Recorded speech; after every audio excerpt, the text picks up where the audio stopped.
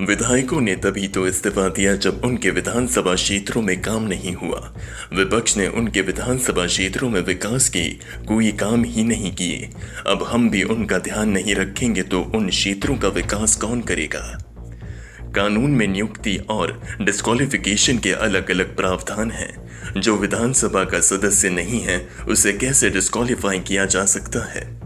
विपक्ष के कार्यकर्ताओं ने मेहनत करके फसल को लहलहा दिया, लेकिन नेताओं ने खड़ी फसल को उजाड़ दिया। अब विपक्ष के कार्यकर्ताओं ने घेराव रखना चाहिए। विपक्ष के दिग्गज नेताओं का विपक्षी नेता अपनी ओर से ध्यान हटाने के लिए हमारे नेताओं की ओर उनका ध्यान डाइवर्ट कर रहे हैं।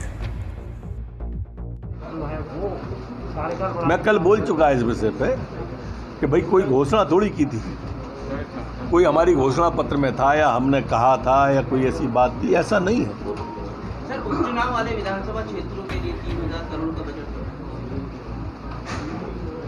देखिए, वो लोग उनके क्षेत्र में माननीय कमलनाथ जी ने विकास नहीं किया, यही तो उनकी पीड़ा थी।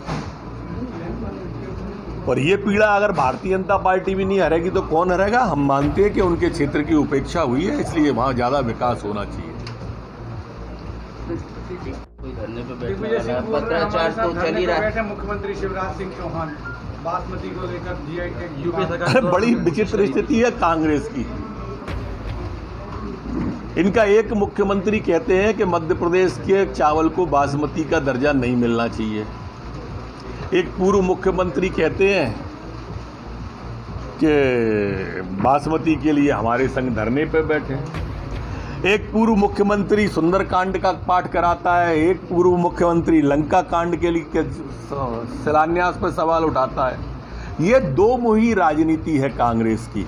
अब पूरा देश समझ गया है, कहते कुछ है करते कुछ है, दोनों कोरों से हाथ टेकने का इनका स्वभाव है। ये जनता को, किसान को बेवकूफ़ समझते हैं, इसलिए देश के अंदर कांग्रेस लगभग समाप्ति की ओर है।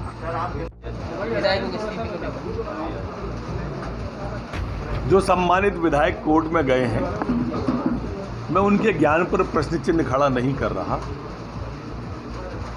ना ही मेरा बयान न्यायालय की अवमानना से जुड़ा हुआ है। लेकिन इतना मैं अपनी ओर से स्पष्ट करना चाहता हूं एज ए संसदीय कार्य मंत्री कि अयोग्यता और योग्यता, अयोग्यता का प्रश्न या अंग्रेजी शब्द है वो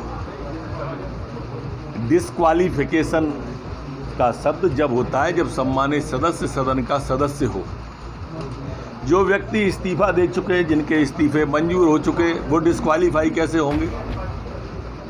जो सदस्य है ही नहीं, सम्मानित सदस्य न्यायालय में जाने के पहले अपने विधानसभा जो उस समय के तात्कालीन थे उनसे ही पूछ लेते कि इस्तीफे स्वीकार हो गए थे या नहीं हुए। एक दूसरा, मंत्री बनने की बात, वो सदस्य रहते मंत्री नहीं बने हैं, सदस्य से इस्तीफा दिया है।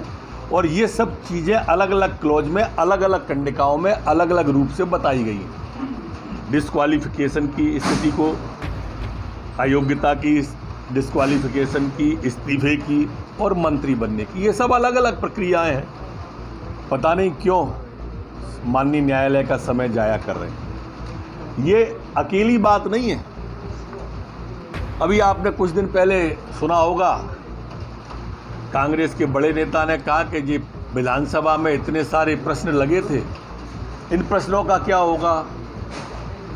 अरे जो सत्र ही शून्य हो गया, जो सत्र ही समाप्त हो गया, उसके प्रश्न कैसे जिंदा रहेंगे। तो ये मेरे ख्याल से, मैं नहीं कह रहा कि उनमें ज्ञान का अभाव कम है, पर मैं तो अपनी समझ से ज्ञान का अभाव मुझ में कम है, इसलिए उतने कम के हिसाब से बता रहा हूँ।